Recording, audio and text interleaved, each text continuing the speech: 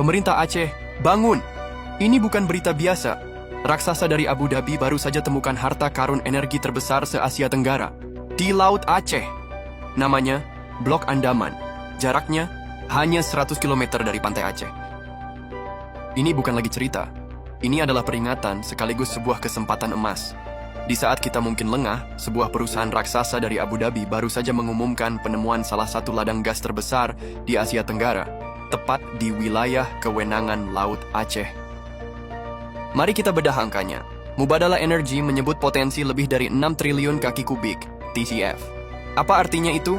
Ini artinya 6 TCF gas ini setara dengan energi untuk menerangi seluruh Pulau Jawa dan Sumatera selama 15 tahun. Bahkan Presiden Prabowo mengungkapkan potensi diperkirakan bisa mencapai 10 triliun kaki kubik, TCF. Memiliki hak saja, tidak cukup. Sejarah Aceh sendiri adalah bukti paling menyakitkan. Ingatkah kita pada era Arun?